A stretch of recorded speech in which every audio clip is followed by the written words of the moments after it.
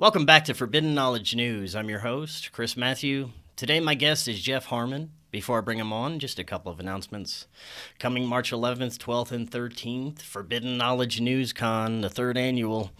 We're going to be featuring 8 amazing presenters, and it's going to be online with a Rokfin premium membership. And that means you can get the entire conference for only $10. All you have to do is sign up through that link in the description. You're going to get access to not only the conference, but all our premium content and all the content from every creator on Rokfin. And you can always get new episodes free on Rokfin, Odysee, and all podcast platforms, and limited on YouTube. Definitely check out the podcast we feature on the Forbidden Knowledge Network. You get those on our website, forbiddenknowledge.news, and follow us on both our Facebook pages. All those links are in the description. We live in an incredible universe surrounded by mystery and beauty, and many of us have questions about our past, present, and future. October Hallum is an intuitive medium with over 20 years' experience. She has assisted people with discovering their path by understanding their past and connecting the living to their loved ones who have made the transition. She is currently offering readings through Skype, Zoom, FaceTime, phone, and in person. You can reach her at theancientgift222@gmail.com or call her at 409-502-5950 to schedule a reading now. She is currently taking appointments for February, and she will also be hosting a new podcast, The Ancient Gift, that will be debuting on February 17th on the Forbidden Knowledge Network. Today I want to welcome back to the show Jeff Harman. He is a second-generation astrologer and spiritual consultant with over 40 years' experience. He has solved many paranormal cases involving haunted dwellings, UFO-related events, and even possession. He has cleared people, homes, and commercial spaces experiencing negative spiritual attachments and has assisted treasure hunters in deciding if, when, and where to dig. He has also worked in many areas of the entertainment industry, and he has patented technologies and has performed forensic work as a sound expert in association with many federal, state, and local government agencies. Jeff, welcome back. How you doing? Doing all right. Thanks for having me. Yes, it's great to have you back on. It's actually been a couple of years, way too long. Yeah, it has. I was just talking to you. I told you that I post reruns of my older shows, and it's so interesting to look at ones like yours and see how profoundly accurate some of the predictions were based on the astrology you were demonstrating. And I highly recommend everyone go take a look at that episode as well. But I don't even remember what I said. Refresh my memory. I do so many shows. It was before COVID had hit, and you were talking about some of the turbulent times we'd be looking at going into 2020 and beyond, and it was pretty interesting. Like I said, everyone, I highly recommend go and look at that. So I can't wait to get into some of the possibilities we're going to talk about today. But like I said, it has been a long time. Before we get into any of that, could you briefly remind the audience that may not be familiar with you just a little bit about what led you down your path to where you are now? It's actually my mother. Back in the mid-'70s, I was driving, and I grew up in northern Wisconsin, which is kind of like Dukes of Hazzard up there, near the, not too far from the Canadian border in the upper peninsula of Michigan. And, she would peg my girlfriends to the T, and I would say, that's more accurate than mother's intuition. I said, what are you doing here? And she said, well, I'm looking at their astrology. And I said, come on, that stuff doesn't work, right? And she laughed and said, well, why don't you give it a shot before you knock it? And that's how I got started on it. And I actually really was skeptical, really was. And, I'm skeptical of anything unless I can see validity in it.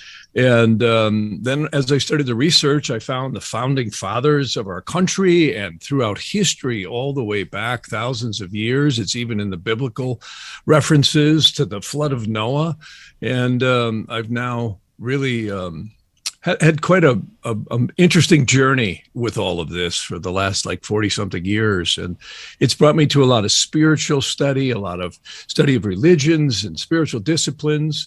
And it's really interesting to see how that all weaves into the celestial matrix that we're in. It's a very interesting scenario. It is. It's super interesting, and I believe the first show we did was going almost right before 2020. It was late 2019. Nothing had really happened yet, but you were going over some of the charts going into 2020, and I'm sure you've done this tons of times before everything kind of started getting wacky after 2020.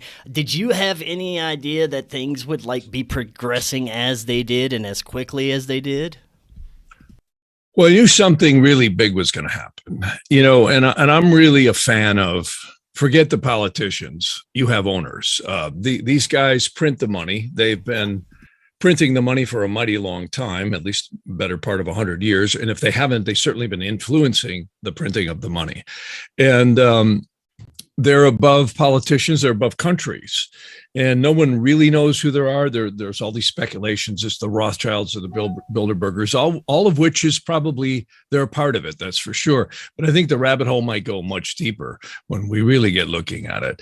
It's a whole kind of a maybe dynamic that goes very deep in the karmic path of the world. And for years, people are asking me, Jeff, what do you think of the Mayan calendar? What do you think of Nibiru? All these different things. And, are they going to land on the White House lawn? Are we going to hear about it? And I kept going, no. But I said, watch out for 2020. If we go backwards, what's really been interesting is I've always been a siderealist. And for anyone listening, a siderealist means I do Vedic astrology and I do Nadi astrology, which is really amazing. And FYI, I'll just kind of show you, since you allowed me to screen share here. This is a pretty cool diagram. If you look at this right here, it's Vedic astrology is kind of the pop term. Its real name is Jyotisha. Jyotisha is a strange word that unpacks into the science of the light of the soul. And it was really an intriguing discipline for me because it not only is astrology, but it also intertwines who we are as spiritual beings having a physical experience on this planet. And there's many branches. Most Vedic astrologers actually call it Parashara. It's named after Maharishi Parashara. And then there's another branch by Maharishi Jaimini. So it gets really complex. But the one that I like the most, and we'll look at in a little while, is Nadi. Nadi is a strange word. It's actually using a spiritual discipline combined with astrology. So that's, again, when I got into that, that's what really took me off on the path. And I've been noticing when I look at mundane events, like worldly events, it clearly has been showing up that like 9/11 happened on the Saturn-Pluto opposition. The banks crashed in 2008 and 2009 on the Saturn-Pluto square. And then I said, watch out for 220 because we had a Saturn-Pluto conjunction. But more than that, we had a 240-year joining of, and when I say 240 years, every approximately 240 years, Jupiter and Saturn will join, excuse me, in something called a new element. And in astrology, people will refer to earth, air, fire, and water. These are called the elements. And even the physicists that laugh at that can still boil all the elemental things down to liquids, solids, gases, and, et cetera. So it does really actually fit quite well when you broad, kind of bookend those things. So the point is, we had a Jupiter-Saturn conjunction on the winter solstice of 2020. Well, we all know what happened in 2020. Not only did we get COVID and the whole world got shut down and fascism came in, but we also saw high tech be utilized in a way that was very brutal. Censorship. We've also seen a direct attempt to shut down the old past of energy and now bring in all new energies. Of course, that hasn't been working so well, but I think it ultimately will. And I think there's a lot of secret technologies that will probably be integrated into society over the next 10, 20 years. We're in a new era. Clearly, this is a new era of high-tech advancement. And the astrology really showed that.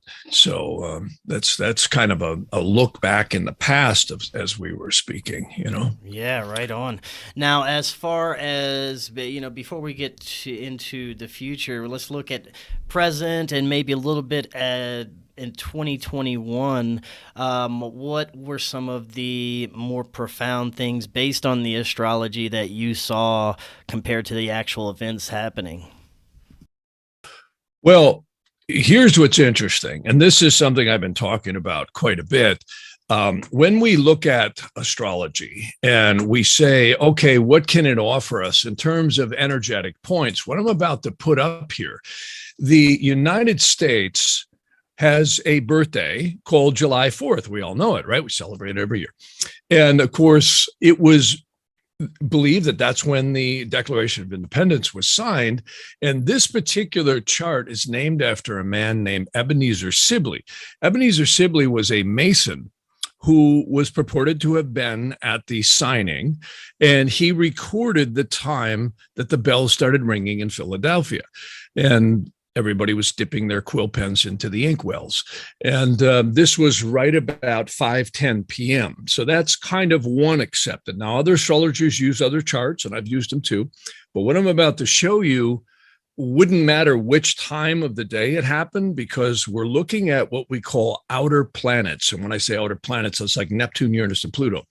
So what's been happening is something that hasn't happened since the Civil War of the United States.